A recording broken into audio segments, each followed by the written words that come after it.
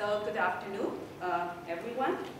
So thanks to all of you for your coming. Also thanks to Associate Dean Jim Berkner for his warm invitation and hard work to make our talk possible here at the USC. So USC is one of the world's well-known university, and so we feel so honorable to be here. Yeah, to share our works and thought with all of you. The school name is big. The tuition is so big. Tuition is so good. Okay, so today Dr. Wang and I were talking about the process of thought, constructive postmodernism in China.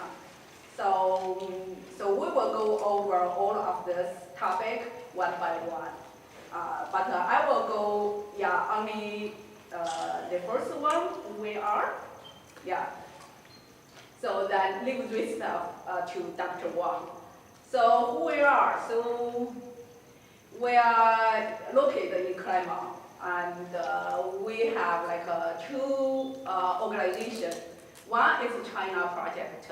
This belongs to Center for Process Study. Associates with the Claremont School of Theology. Another one is non-profit organization. We call IPDC, the Institute for Postmodern Development of China. So that's there are two China projects and IPDC, but we do the same thing. So this is our part of our team. So Dr. Cobb and Dr. Griffin serve as our board member. So this is our guidance. First one is Whitehead. Second one is Charles Hartstrong. The third one is Dr. John B. Cobb Jr. The fourth is Dr. David Griffin.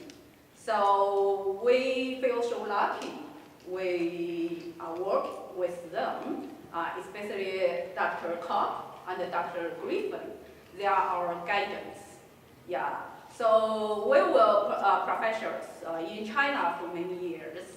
And so we just do the professor regular job without deep thinking before we come here. But after we come to Claremont and we learn process philosophy from Dr. Cobb and Dr. Griffin, it's really changed our life. So when I talk about who we are, so we just want to give you the rough picture about who we are, what we are doing here, what's our major focus. So this is our centers in China. So also our Chinese partner. So we have 25 centers focus on the different topic, but all of them under the guidance of process philosophy and constructive postmodernism. So we really think Claremont, it's a camp of constructive postmodernism, which is so different from the French deconstructive postmodernism.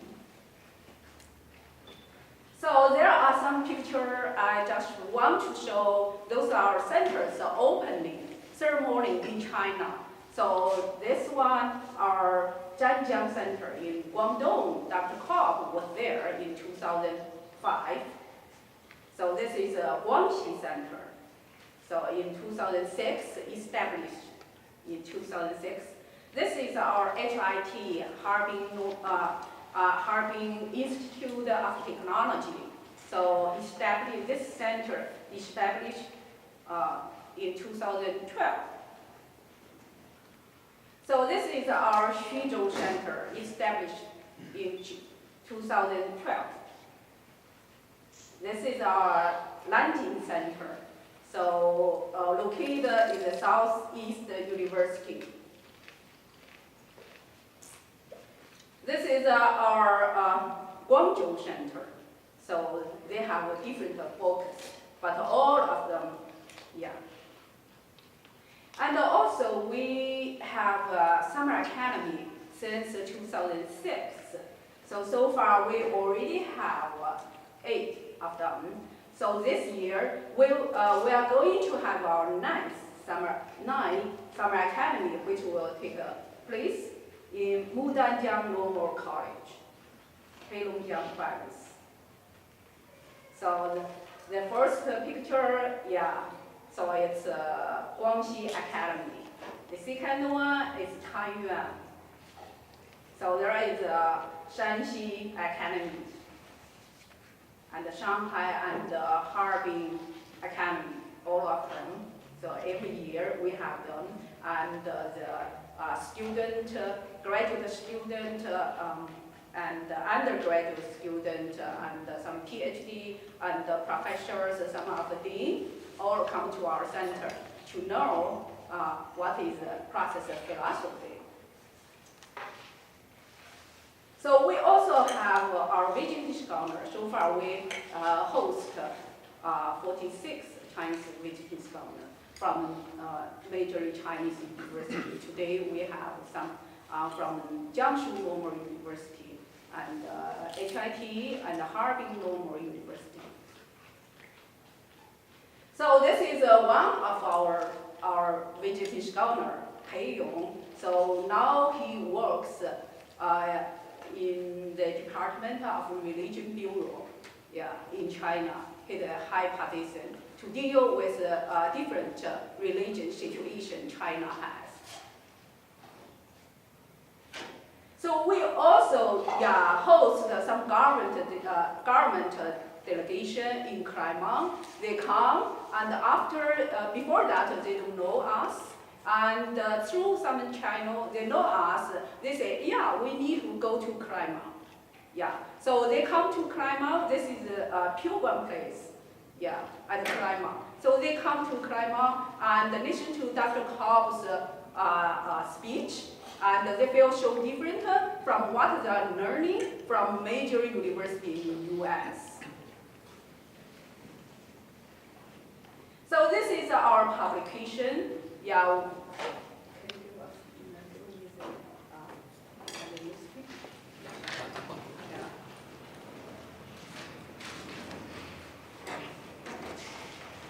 We have like annually publication process study in China, and also we have the by another month the cultural communication in Chinese, which is yeah. So far we already published 60 issues. So this is some process book was translated and published in China. So you can say process of theology and God and the religion in the postmodern world. Those books already have a Chinese version. So far, we host 73 conferences in both Claremont and China. So we work very closely with our Chinese partner to make those things possible. Focus on the process of philosophy, especially focus on the value system, value theme, 2002, I'm sorry, yeah, 2002. About 200 scholars from all of the world come to Beijing Normal. So this is a 2005 conference focused on the science and spirituality in Wuhan.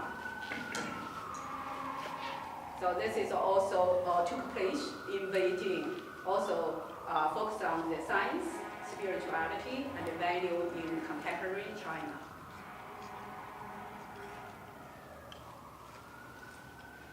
So there is another one. So you can see our many of our conferences focus on the philosophy, science, and the spiritual ecology.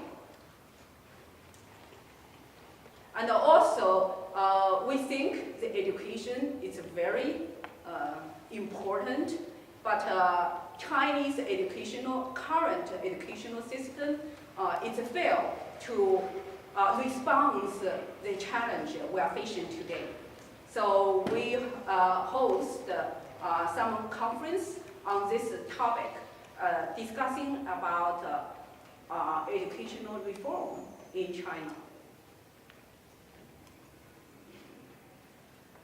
So this is our 2012 conference, focused on the constructive postmodernism and China.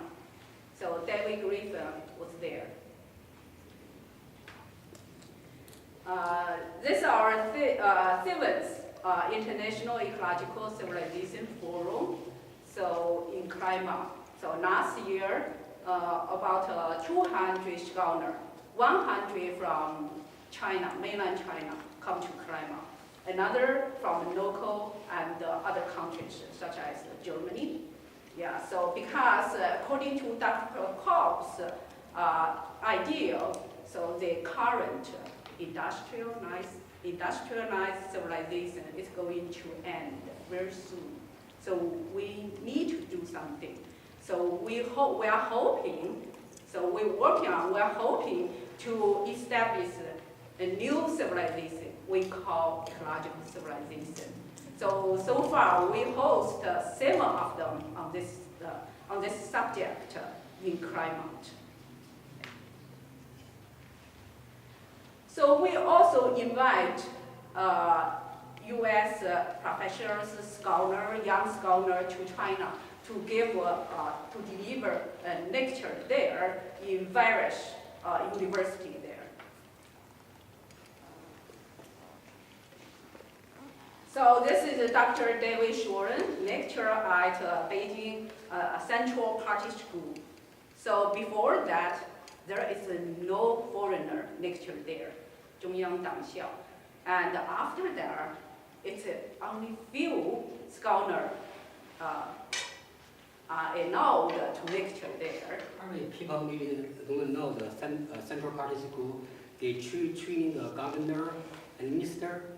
In China, before you got a promotion, you have to go to the school, as a governor, minister, a high-level official. So last year, Jim McDaniel from Hendrick College, he also lectured at Heilongjiang Provincial Party School. 300 officials were there to listen to his idea, talking about American dream and the Chinese dream. I'm just going to interrupt for a minute to explain that Dr. Cobb and Dr. Griffin are professors at Claremont School of Theology. Dr. McDaniel is a theologian In Hendrick at a college in the Midwest. And so it's extraordinary to have theologians speaking to the Central Party School of the Republic of China, of the People's Republic of China. It's a very extraordinary thing, just so folks understand. So now I leave the rest of them to Dr. Wang. So he is going to talk on the topic, what is process philosophy and what is constructive postmodernism.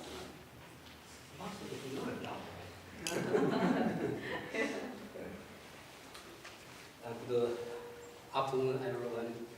Before I come to the U.S., I work for the Chinese Academy of Social Science. This is a part of, 中国社会科学院, or top government-sponsored academy. So that time, I'm very interested in the deconstructive postmodernism, represented by Derrida, Foucault, the French philosopher. But sooner I found, it's not the right way, because I think it's too deconstructive, too negative. Compared to in China, consider China, we have so many problems, after so many political movements, especially the Great Cultural Revolution, China, the whole China need to build something. Need something people can hold together. So that's it. Maybe I thought it's good for in the West, we need deconstruction very urgently. But in China, we need something, can hold people together. That's why later I found David Griffith's book, Reenchantment of Science. I had the translation. Then I found the process philosophy behind. Then when Whitehead behind, then I found behind, from Whitehead I found there's a deeper convergence between the person thought and the Chinese tradition. So I feel very dear. I thought probably Claremont is the place I should go. So 1998, I came to Claremont Graduate University to pursue my PhD there. So that's my personal story. But during my study, we already worked with Dr. Fan, the program. Without, there are two ways to do philosophy or do the academic thing. One way is just to do the work, stay in the library, write your paper. After you write dissertation, you put your dissertation in the library. 20 years ago, somebody goes to the library to do his dissertation. That's it. Yeah. But in Chinese way, we like if we like some idea, we like quickly apply this idea, put it into practice. So we think we like this way. That's why by studying, by working, So according to the scholarship here, you should define what is the process itself. Everybody knows, everybody can give your own definition. There's no unifying definition. We just, from our perspective, we want to give one. People can see it here. Just the kind of, we call it the process is a dynamic and rational way of thinking, worldview, as well as the lifestyle, which emphasizes the creativity, compassion, and interconnectedness of all things. This is majorly try to look at the world from a dynamical way, from a processed way. Things is changing, not just like some static substance. This is the major thing. We influenced by Whitehead. Jim just mentioned his name. So there is a 8 case point of process itself. With some people think, okay, it's easier, but when you think deeper, it's not easier. Sometimes the truth is simple, but people don't think this way. Sometimes like you fall into love with somebody, someday broke up. You ask why, you promise, you love me forever. Why you broke him up? If from the process thinking, it's very easy to understand, because everything is changing. You can't suppose your love stable there forever. So that's kind of thinking can apply from the universe to our daily life. That's why one reason we like this idea. So people know that in the Western philosophy, there's a famous philosopher, Greek philosopher, Heraclit. No, Heraclit said that man cannot walk the same river. Yeah. Heraclitus. Every time when the word translates into Chinese, it's hard to translate back. That's why.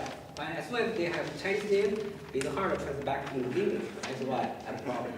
Because man cannot walk the same river. Okay? Twice. Why? Because when the second time when you cross the river already flow, right? The river always flowing. But Whitehead said, even the person who crossed the river, the second river is not the same guy. You change, right? So today, you different from the one yesterday of you, right? People every day change. Every single moment we change ourselves. So that's we say, okay, girl have a right to change their mind, right? So something like that. Change. This is and what is the constructive postmodernism? Probably, if you like, you can write a dissertation, a book about the relationship between person self and the constructive postmodernism. But from our side, make a long story short, we want to see in China, we treat them like interchangeable. It's almost the same thing. People think because they share the same orientation, both process thought and the constructive postmodernism, they share the same philosophy. Yeah, the constructive postmodernism based on process thought. So that's why in China people use them both. Yeah, so don't feel confused. So makes things easier.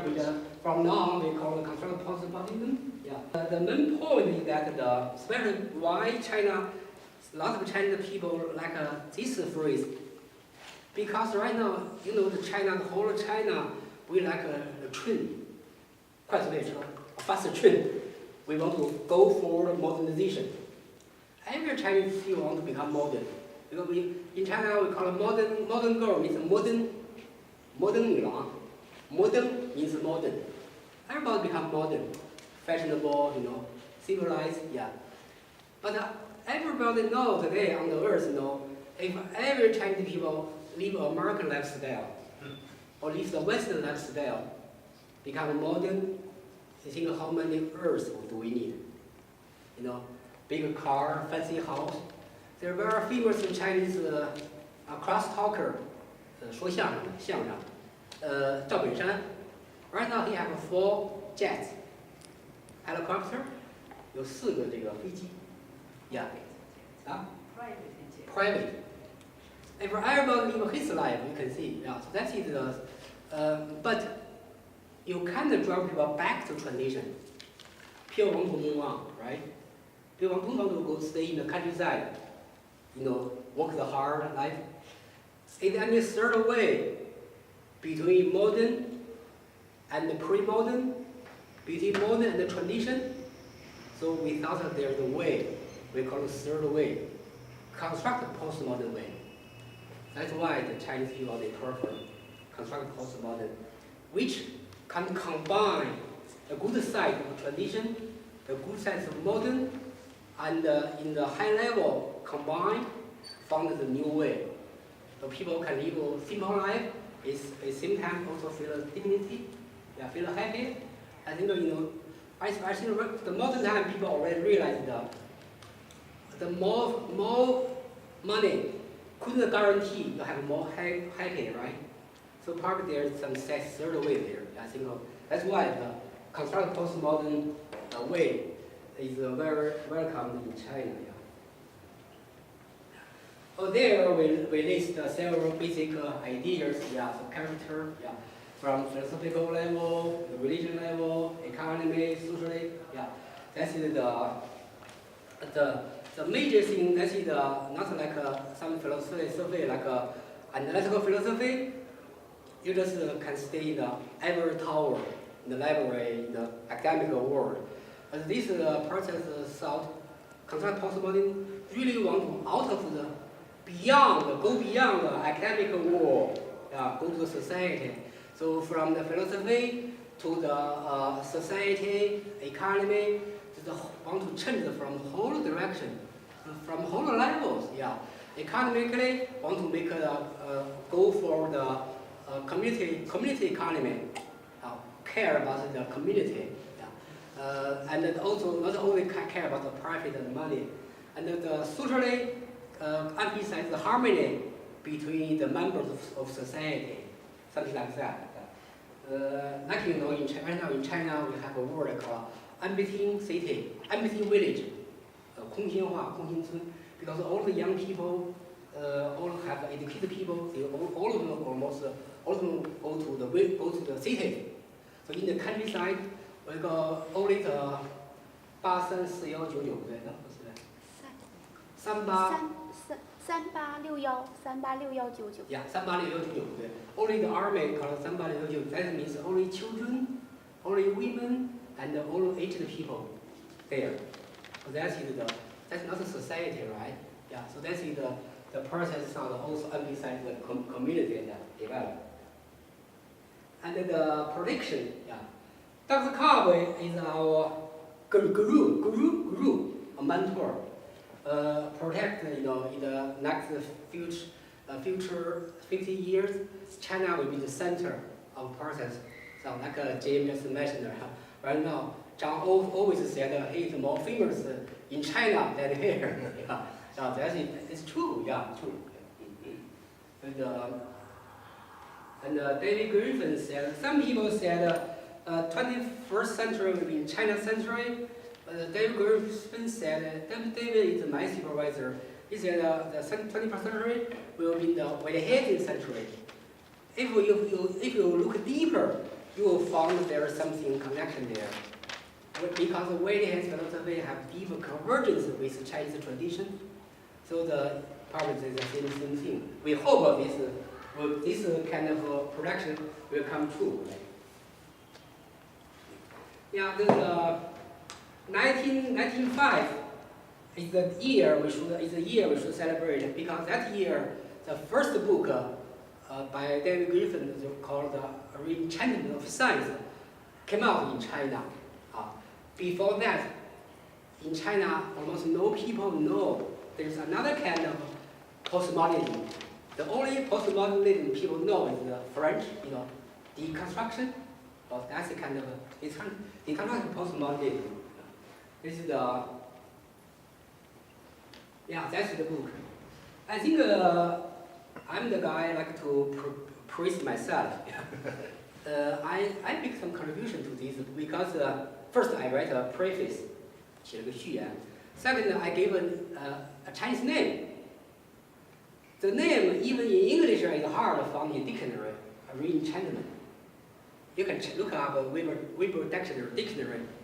Know this word. Yeah, reenchantment. So if you translate, there's no Chinese word that can translate this word exactly. It's really hard. So I'm very smart. I found the word. They call it postmodern science. 后现代科学. So that's it. That's why the book became very popular in China. Bestseller. Like in 2012, when we are in Nanjing, the Southeastern University, so we have a bigger conference for David Griffin, and the president of that university said they are grow up with this book. Yeah, totally one generation grow up with that book. So very influential book in China. So if you go to China, you ask the people studying the Western philosophy or science or philosophy, do you know David Griffin?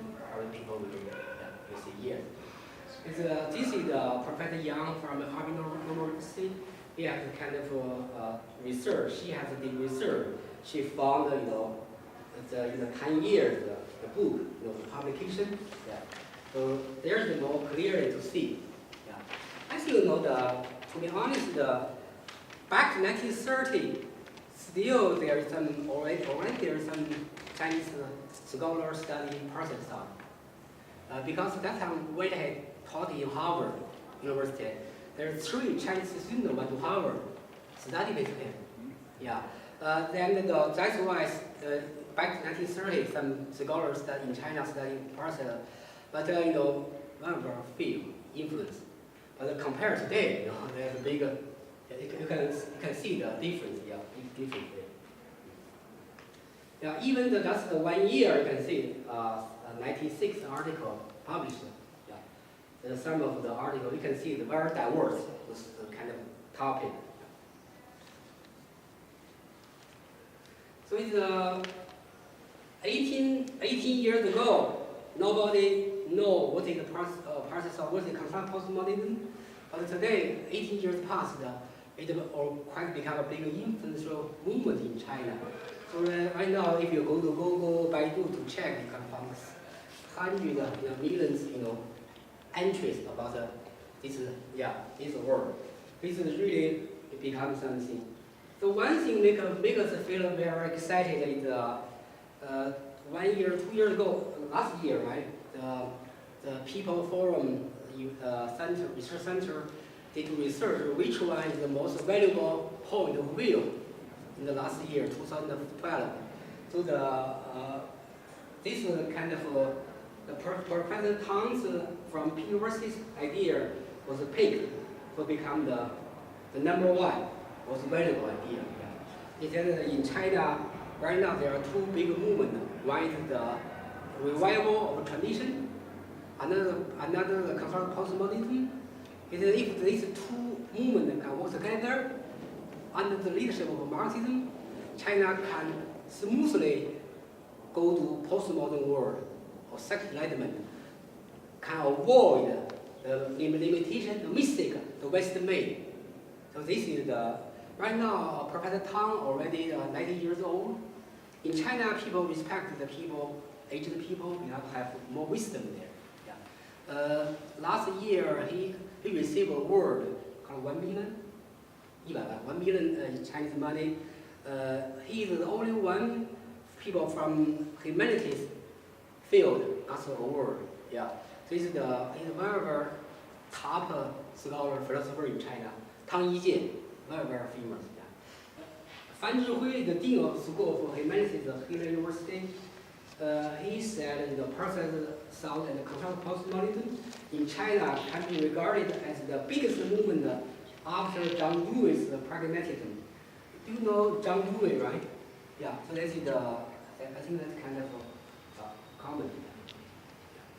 Some people think process of constructive postmodernism is provide a new guidance theory. It's not only the most dynamical and creative advanced philosophy, but also a whole new guidance theory to newcomers striving for modernization country to achieve their goal. Yeah, this guy said, constructive postmodernism is a new attitude toward relationship between humans and nature, individuals and society, individual and individual. So we come to the next question, the impact or the influence of constructive postmodernism on China. This is the first, the constructive postmodernism has changed the people's view on postmodernism. It's easy to understand. Before this movement came out, whole China only know deconstructive postmodernism. Yeah, right now they know there's a new. Yeah. Also, before people think postmodern just represent the negative attitude to society, to nature, but this new movement make people realize that there's a positive side in postmodernism. And also the constructive postmodernism has challenged the Chinese to rethink modernization by pointing out its negative consequences. People, become modern is a big dream of whole China in the past 100 years. Everybody from government to people want to become modernization. Yeah. But nobody thinks there is some dark side. There's negative consequences of modernization. People just think that everything modern is good. But through the constructive postmodernism, people realize that there is another side of modernization. Yeah. In this way, probably China can avoid the detour. And then the third point is that constructive postmodernism has enriched the contemporary Chinese academia by providing alternative views on the many issues with which Chinese intellectuals deal. As you know, the constructive postmodernism not just limited itself in the academic world, also try to apply it to many fields. Even some people try to use the constructive postmodern idea to the birth control, population policy, even the party history study. Very diverse.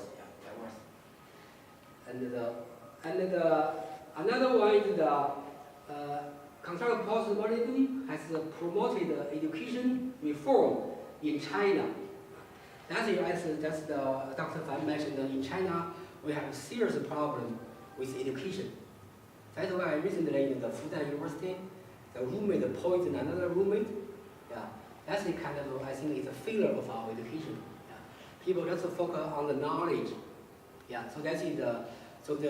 Also memorizing. Yeah, that is the big mistake we think is made, the modern education. I think the part of the thinking can help, reform the current education system. Professor Liu Lu comes from Harvard Normal. Right now, her dissertation work on this topic. Yeah, it's very, very important. We just mentioned that we also have right now in China we have 10 Whitehead kindergarten. It's hard you go to the college because, or even go to the high school because the national entry exam, like SRT. SAT. Yeah, 1 year just once. It's become very competitive. Yeah, so that's people no time to do other things. Yeah, to play. But we think the kindergarten is some place we can start because the children have more time. Yeah, don't have so high pressure on study. So that's why we have kindergarten emphasize the curiosity, creativity, compassion. Yeah, so that's the cooperation. So that's the kind of thing is I think is the new civilization need. Yeah, not just competition. And then also constructive postmodernism has enhanced the Chinese construction of ecological civilization by providing a philosophical foundation. The helping promoting environmental movement is one of our big goal. Because right now China we're really facing a very serious problem. The smoggy, right? Yeah, in China, the whole northern part of China, even the Lucy came from Harbin. Even Harbin also has a very strong smoggy. Yeah. So that's we like to say, even your GDP very high, you are very rich. If you cannot breathe, what's the meaningful of the money, right? So I think that is very important, promoting the environmental movement, the ecological civilization. Yeah. But fortunately, right now the government already realized that and promoting this movement, ecological civilization. Sixth, the constructive postmodernism has encouraged the Chinese to revalue their tradition and attempt to recover those aspects that will build a green China that is socially justice, ecologically sustainable, and spiritually satisfying. I think that's a very, very important point. That's the kind of explain the reason. Later I will see develop more. I think there is a deeper convergence between Persian style and Chinese tradition. Yeah, tradition. Yeah. So we have because the first enlightenment, first enlightenment in China, think back to 1919, that we call it May 4th movement, 五四运动. We thought at that time the whole of China, this tradition represented trash, so just throw away. The famous slogan is "Down with the Confucianism," 打倒孔家店. So they think that's the trash throw away. So because we throw away tradition, we cut off our link with tradition. That's why the modern people become more rootless. People lost their soul. I think that a process of constructive postmodernism value tradition. So encourage Chinese rethinking, revalue our own tradition. That's why right now in China we have a resurgence of tradition. Yeah, people know Bidan, right, from Beijing Normal. Right now probably he gave she gave a talk. People will give her 20万 200,000 Chinese money for the lecture fee because he talked about the 论语, the analects, like Confucius. He used a very, the modern way. They call it like kind of a solar soup, 心灵鸡汤. So very, very vivid way. That's why it's very popular. She's very popular in China. Her name is Yudan because they talk about the analects.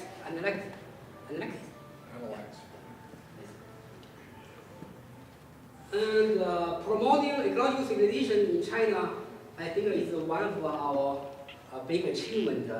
Also feel proud of that. 2007, the central government, its 18th Congress publicly announced that China will go to ecological civilization. Before that, we in Claremont, we already have the forum on ecological civilization. So far, we already have the 7th. Yeah. So this year will be the 8th. This is, I think, of course, many people work this way. Push. I think we make some special contribution because we have our own channel. Yeah, work with China. Like the Pan Yue is the Vice Minister of Environment Protection. Yeah. He said ecological civilization is a critical absorption of environmentalism, eco-ethics, and postmodernism.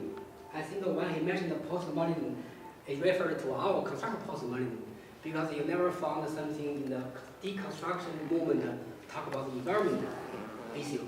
They care about the language, the text.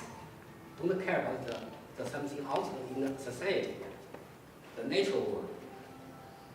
The last question, big question is why constructive postmodernism has been so successful in China? Of course, this also can write a book because so many things we can see. Here I just want to briefly to see something.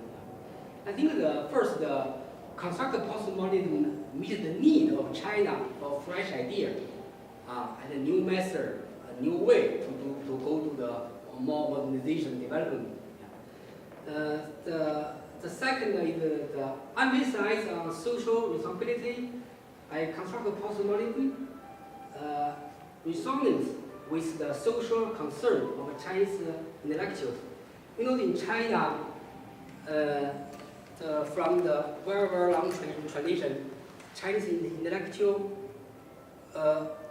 they have very strong social responsibility. They're very famous, Fan Zhongyan, they said that as an intellectual, you should become the person who love the last and worry the first. You care about the universe. I think that's why China, they like a process of thinker because they found they care about the universe. They care about the world. Yeah, so that's it. It have a deep convergence with Chinese intellectuals' concern. And the third one is China is thinking the third way. Yeah, as I just mentioned, between tradition and modern, is there a third way? I think the process of provide the third way. Yeah.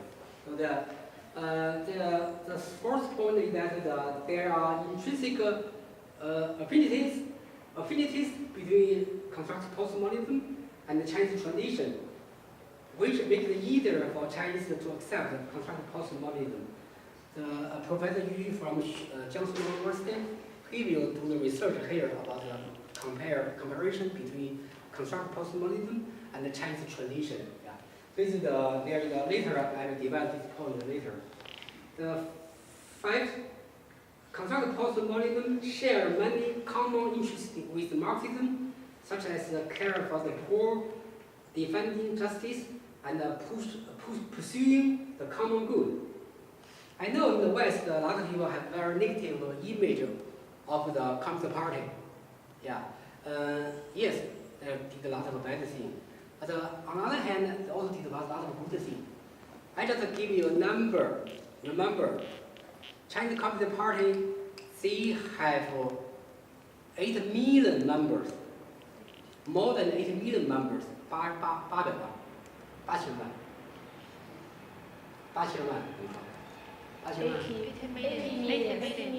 Yeah. It's 80 million members. So when you think about their family member, they have a family, right? If the father is a member, I think the wife will support the husband, right? So the whole family can see. It's a bigger, yeah. Also a lot of the state-run company under the leadership of the government of the party. It's a big, very, very big power force there. I think that's it. If the government wants to do something, it really can do something. like the earth control policy, yeah, something like that. So that's we want to know the government I think really want to do something for the farmers, for the poor people. I give you an example. Back to 2006 is the first time in Chinese 1,000 years history, first time the government waived the tax from the farmers. So right now, Chinese farmers no need to pay the tax. So that is really, that's a big change. Yeah, I have an uncle in Shandong countryside. Yeah, so right now he is over 65. The government every month give him 50 yuan pocket money, enjoy some life. You see, the government they care about the people. This kind of thing, it really have deep conversion with our person thinker. Person thinker care about the poor people. That's why Dr. Cobb, yesterday we wished Dr. Cobb he celebrated his 66th anniversary. In the past, he wear a very fancy dress for the anniversary. Can you guess how much it cost, the fancy dress? Dr. Cobb? $3. He bought from the second hand in their community. He said in the past 26 years, he never buy any new courses, only the second hand. So people like that, Dr. Cobb can enjoy his life, but he care about the poor people, often travel to China. I think that kind of personality, Chinese people like that. This another is the constructive postmodernism meets the need of China for soul. Yeah, that's probably because most of you have the religious background, you know very well. The whole China become more and more rootless. Society becomes rootless, people become rootless because money only. Just make money. I think the Deng should take some blame for that because Deng Xiaoping said that some small group people become rich first. Then the whole society wants to become rich. And the money is the only one God, the only one religion for most people. Yeah. That's also can explain why right now Christianity, Buddhism become blooming in China. Because people need something beyond, not just the money. Yeah. So some people think, okay, we need the money, but when you really got the money, you realize that the money not enough to make you happy. We just recently we host the Cui Yongyuan. Do you know Cui Yongyuan? Who is the #1 host in CCTV in China? It's very, very famous, also very rich. But he got depression. Yeah, depression. So some of his very rich friends also got depression because their doctor is his doctor. He introduced them to those friends. You can see those rich people, they don't feel happy. One of the famous guy, his name is Zhang Chaoyang, who is the Soho, the founder of Soho, very billionaire. Yeah. He said, I got a problem because I don't trust anybody. Anybody approach to me, I doubt them. So he must come here for my money. That's his #1 thinking in his mind. If you always think this way, how can you build relationship with other people, right? Right now, he's already over 40, maybe 45. No girlfriend, no wife, no. That's okay, no girlfriend. But if you always think this way, I think which woman can fall in love with him? It's okay, you come here not for money, right? You come here, you don't love me, you love my money. Maybe the girl is very innocent, but he thinks this way. It's hard to build the trust, right? It's hard for him to get love. So I think he's living a miserable life. Even he's very, very, very rich. 2 years ago, he take leave, 1 year's leave from company. I can't stand that. Too high pressure. Can we take time real soon for questions here? Yeah, okay, let's go on. I'm sorry, excuse me, Dr. Wang. I think just mention the deep convergence with Taoism, Buddhism, and Christianity. Yeah, and Yeah, this is the Professor Lee, is the chair of philosophy department of Nankai University in Tianjin. Yeah. Okay, yeah, this is 2005. We take some call to see the religion bureau in China. Probably only in China we have a religion bureau who in charge of religion affairs. This is Minister Ye Xiaowen. This Dr. gave talk in the Nanking Theological Seminary. It's with Bishop Ding, probably some people know. Bishop Ding is the #1 leader in China of the Christian community, just passed away. It's with it's a Guangxi leader.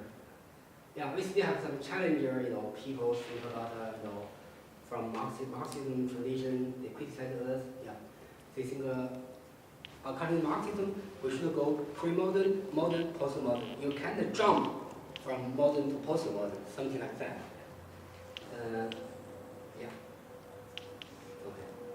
Yeah. So that's it. I want to leave more time if you have some questions.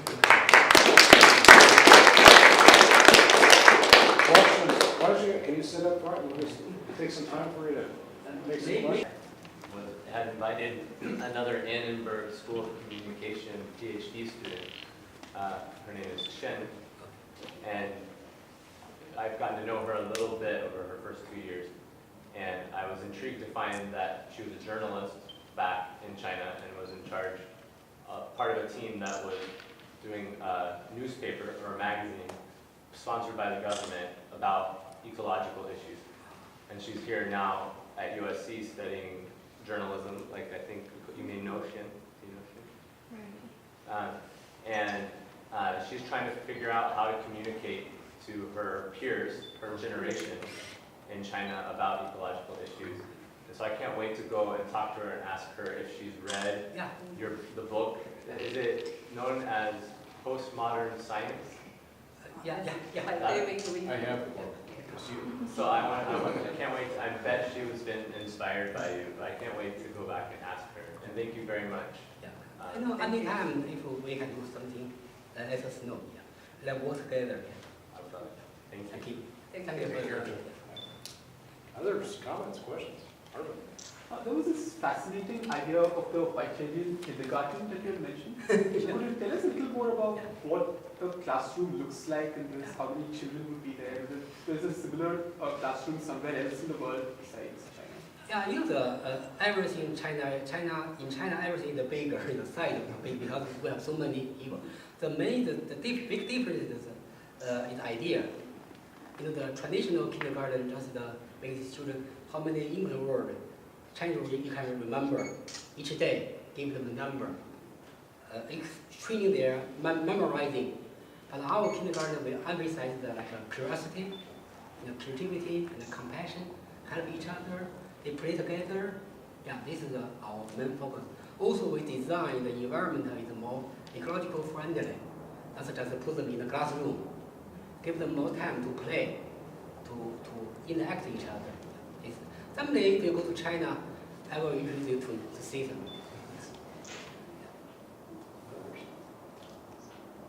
Is this presentation online anywhere? Can I get your PowerPoint? Yeah. And communicate with me afterwards, and I'll make sure. Yeah, I can send the PowerPoint. What I'll do is we'll put a sign-up sheet. Anybody who wants to put their emails down, I'll send it. Don't forget to polish our English. It's my first time hearing all these terms, Okay. and I feel a little bit confused. Can you kind of explain a little bit what's the difference between the deconstruction and the constructive postmodernism? Yeah, because it's on title, deconstruct, destroy everything.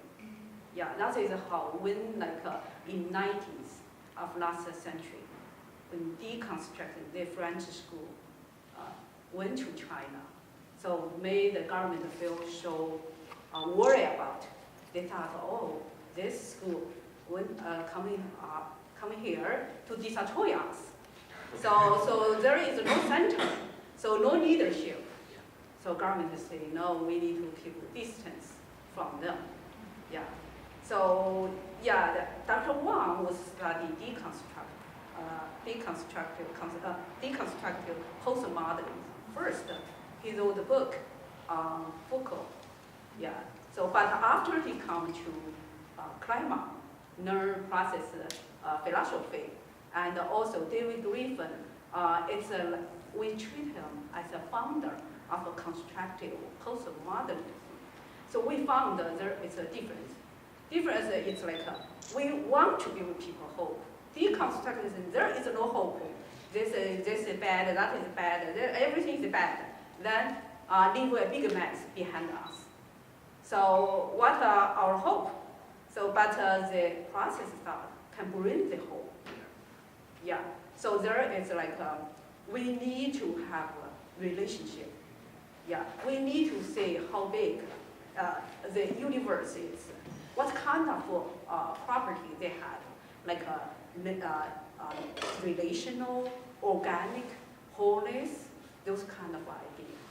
And basis on that, so I think all of the process thinkers, they open to the outside world. Yeah, they want to see we can do something. We just, they don't like to just stay in the library, do the research, and nobody care about what's going on around us. That is the reason we think process philosophy want to respond to the question we are facing today. So those two, but there is another like a philosophical difference, like the modern philosophy emphasizes the ideal of substance. So there is always something there, even teeny tiny, but there is something. That is our blocks which we build the world. But deconstruct say no, there is no block, nothing. Yeah, but the constructive postmodernism, there is still something. That is movement. That is energy. Yeah. So those things was like a process philosophy. So it's like an actual entity, actual occasion, which is the last drop to build this universe. So there is something we can rely on. So.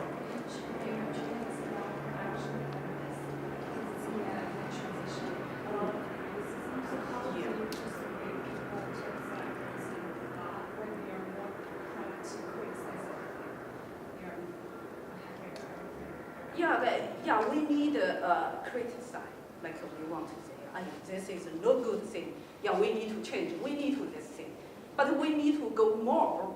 Like we say, we can help you to change. Not we are here to be your enemy, to say, oh, you are bad, your human rights is bad, your another environmental issue is so serious. So yeah, you can. We know that. But the problem, the question is that how can we solve those problems? We say we want to be here to help. Yeah, maybe there is another way. You make a decision. You think you can compare which one you like. But maybe later you say, yeah, maybe this way everyone can accept. Yeah, that is how our approach to China. That is how we can build a lot of centers with major universities.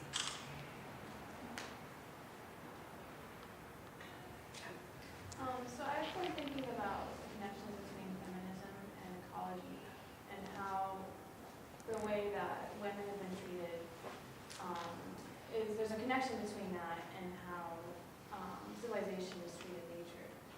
And I've been thinking about how a feminine way of approaching life and integrating a feminine voice back into society would, help things move. And so, when I'm thinking about what's feminine versus masculine way of thinking, when you talk about process theology of more relationships or compassion, seems to be integrating more of the feminine. So I was wondering if you talk about that in terms of masculine or feminine. Yeah, that's a very, very good question, because actually, personal thinking of really provide a philosophical foundation for feminism. They have deep convergence. Yeah, I think one is support, provide philosophical support for ecological movement. Also, another is for support the feminism movement. Yeah, that's really because this philosophy emphasizes the interconnection. Yeah, the man and woman, and society. So that's why they use the character like a caring, not a dominant, controlling. Yeah, I think that's women's the character care about mom, care about the children. Yeah, the father give order. Yeah, that's kind of that's one of the major field grew very fast, both China here, because right now it's a time not to take order. It's time to emphasize on caring people, love people. I think love is more powerful than power, right? Which leads to a question I have, which is, what is the status of process philosophy and theology among Christians in China today? Yeah, that's a very good question. Yes. To be honest, right now this field they didn't grow very fast because some people think the process philosophy, processology is too speculative. Speculative. Yeah, super speculative. So it's I don't know whether I'm right, but in China, even in the South California, the most church people, they go to they work on the evangelical school. This is where they think because the process theology, they emphasize the persuasive love. The God is the love, not the transcendent, personal God there. So that's probably I think the mainstream they couldn't buy it. Yeah, they buy it because they just okay. I hope my God is omnipotent. Yeah. How can you say there's a human being also should take responsibility? Some people they Just a little background for folks. Process theology suggests that God is the process of creativity in the universe. God is not a supernatural being. Yeah. God is not omnipotent, omnipresent. Omnipresent in a way, in the sense that love is omnipresent, or the creative process of the cosmos is definitely omnipresent. But because each entity and event in the universe has effectively a choice, that then suggests that God doesn't know ahead of time what's going to happen. So God is not omniscient in that sense. Omnipotent in the sense that the power of God is attractive rather than directive. So it's a non-supernatural theology. It's very different than traditional Christian philosophy of theology. But a lot of progressive Christians, myself among them, Dr. Cobb and Dr. Griffin and others, have this point of view about theology, and so it's a big deal in progressive Christianity. But I'm just wondering how big a deal it is in China. You're saying not much. We have one center focused on the process theology, which is located in Zhejiang University, one of the top university in China. Recently, on the web, there's a big debate. There are some people said in China, the poor people believe in Christianity, join the Christianity. The rich people join the Buddhism. There's some debate. Some people disagree, but so far they do not have exactly data. But I think probably true. That's really. When you go to lots of in the countryside, all the house church, they're very low educated people. It's hard to like those people study process for them. Yeah.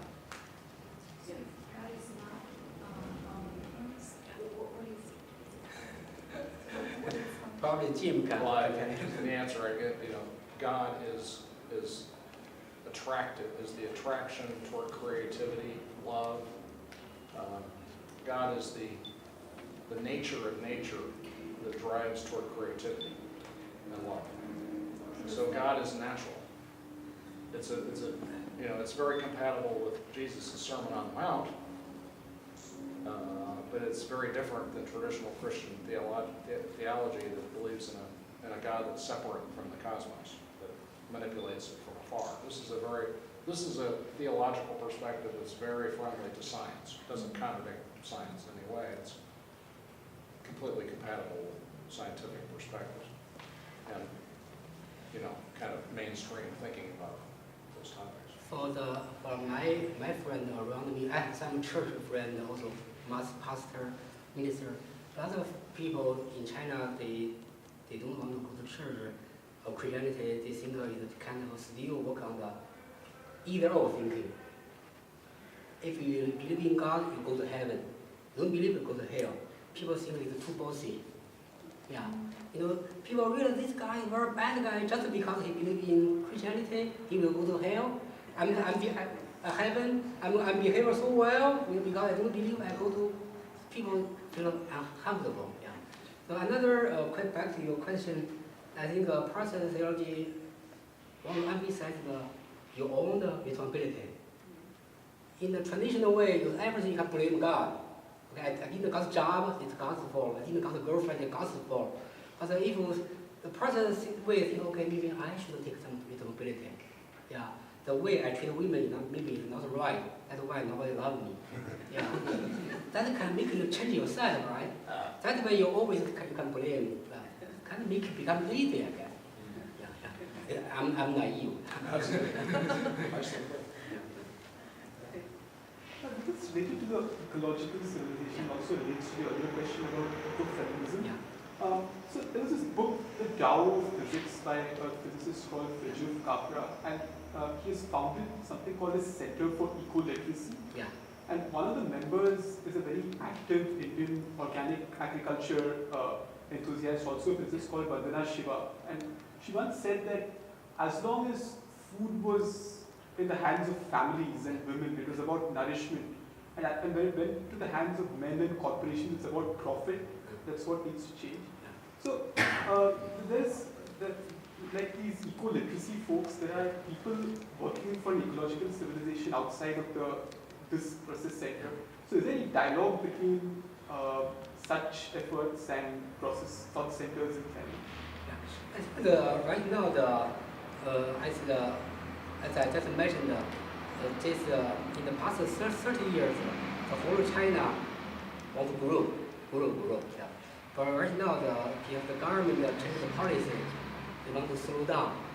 In the beginning, with every perfect, we don't want to export to the West, get money back.